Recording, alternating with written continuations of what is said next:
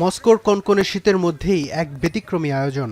রৌদ্রোজ্জ্বল এক সকালে তাপমাত্রা যখন -20°C-এরও নিচে, তখন রাশিয়ার রাজধানীর একদল উৎসাহী বরফ ভেঙে ভয়ঙ্কর ঠান্ডা পানিতে অংশ নেন আইস ফ্লোটিং নামের অভিনব আয়োজনে।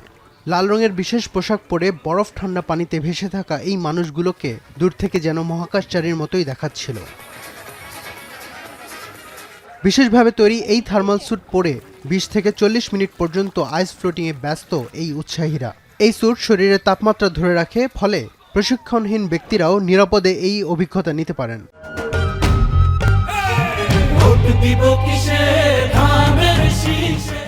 অংশগ্রহণকারীরা রয়টার্সকে জানান, পানিতে নামার সময় হালকা শীতল অনুভূতি হলেও সেটি মোটেও কষ্টকর নয়।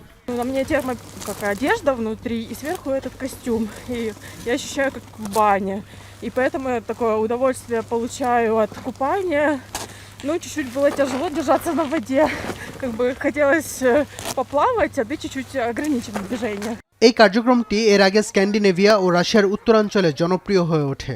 ভ্রমণপ্রিয় একটি দল মুরমানস্ক সহ বিভিন্ন অঞ্চলে এমন অভিজ্ঞতা দেখে অনুপ্রাণিত হয়ে মস্কোর মাঝখানেই এটি চালু করার সিদ্ধান্ত নেন।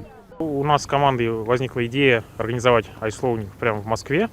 То есть мы видели такие развлечения в Мурманской области, в других регионах, так как сами много путешествуем.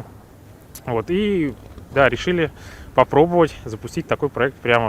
তাদের ব্যবহৃত স্যুটগুলো মূলত সামুদ্রিক জরুরি পরিস্থিতির জন্য তৈরি সার্ভাইভাল স্যুট, যা 6 মিলিমিটার পর্যন্ত পুরু, ফলে পানিও এতে ঢুকে না। প্রস্তুতকারকদের দাবি, এই স্যুট 6 ঘন্টা পর্যন্ত শরীরের তাপমাত্রা ধরে রাখতে সক্ষম। Первое, что удивило, это когда входишь в воду и со всех сторон так обнимает нежно и тепло, аккуратненько. Так.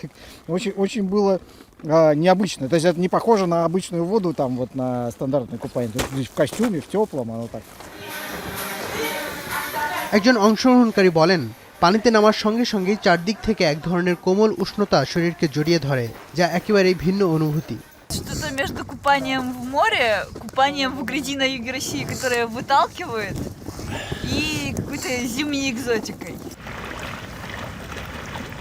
এটি সাধারণ সাঁতারের মতো নয়, বরং সমুদ্রে ভেসে থাকার মতো অনুভূতি। যদিও স্যুটটি চলাফেরায় কিছুটা বাধা দেয়, তবুও ভেসে থাকার আরাম আর উষ্ণতাই এই অভিজ্ঞতাকে করে তুলেছে উপভোগ্য ও স্মরণীয়। ফজর রাব্বি খান, এখন বিশ্ব।